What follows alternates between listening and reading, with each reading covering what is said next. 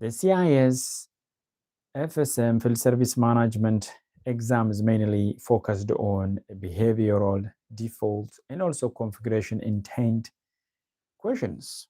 The certification exam, which is the field service management CIS certification exam in ServiceNow, it's mainly ask you what happened when a scenario, not just a definition, okay? When a scenario happens and so on, not just a definition, not just understanding the definition is good, but beside that, we have to understand in a scenario based. It will be tested by default versus configurable behaviors on the system. It will also be tested on a dynamic scheduling versus scheduling optimization.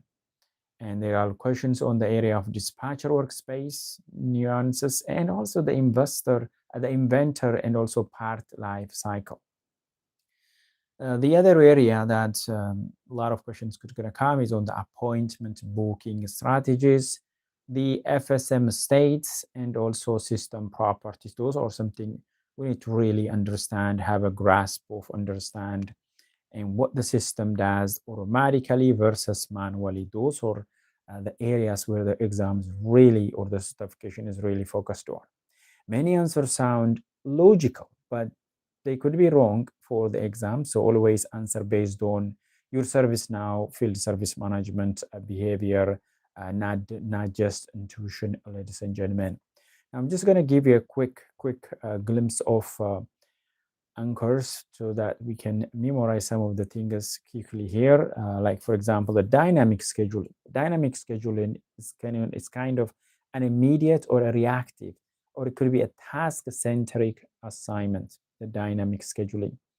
And second is the schedule optimization. Schedule optimization is really policy based, and also it is a global efficiency, so help you to optimize the schedule globally. So that's the best thing there. The auto assignment is rule based. Okay, there's assignment rule, or it could be the advanced work assignment and so on. So that's auto assignment. You have a soft booking. Soft booking is really introduced the schedule tentatively, or scheduling someone field agent tentatively. That's soft booking. And the hard booking is going to lock the assignment. Okay, you put them someone there, a hard lock. That's a hard booking.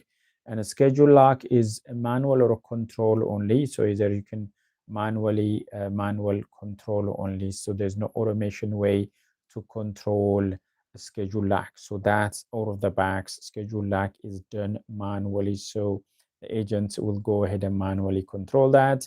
A maintenance plan is who is qualified, okay, to do the job. And the maintenance schedule is when. It's going to tell you when this maintenance need to be done. And the work order template is what to do. Okay, the template contains several things, so it's going to tell you what to do. Now, the part life cycle, it goes to from a required to a source and raw source to the transfer. Then you're going to use it and then undo if needed. Okay, if that part is not used, you can go ahead and undo. All right, the first question, what are the locations primarily used for in ServiceNow field service management? Okay, locations. What are the locations primarily used for? Now we got two answers here, two correct answers. Now I'll give you a chance to read this question, to pause this video and so on. So the correct answer is B and C, which is defining the group coverage area and also territories. When you come to the territories and also the area going to be covered are going to be done through locations. And the second correct choice is C, auto-populating the qualification and also the dispatch group. Now, locations are foundational in FSM, not just in FSM, in many of the ServiceNow platform applications, its location is among the foundational.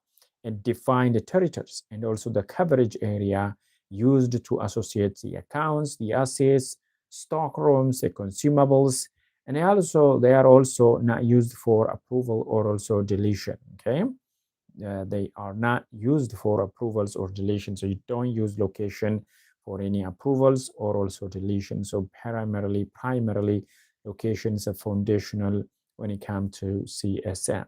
So we're going to move to the second question. This one is about what is the primary function of product models? Already talked about application, now product models. Now, if you already took CSM exam, I have done so many CSM exams before, so you can go ahead and take a look at them as well. And by the way, for your information, I'm also certified in CSM, customer service management. Okay, so product model is kind of common in both area.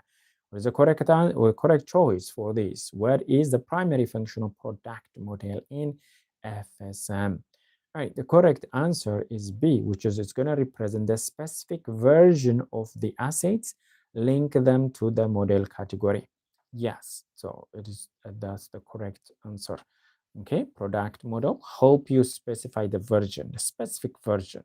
For our product model contain the version details there, and also help you to link with the product categories. Product models, they represent the asset versions and also connect them to the model category, enabling the correct skills, parts, and also maintenance plan.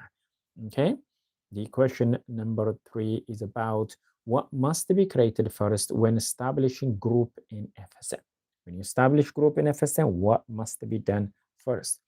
Choice A, groups, B, location, C, territories, D, dispatch rule. The correct answer is location. So first you have to identify your locations. The reason is because groups and territories rely on the location.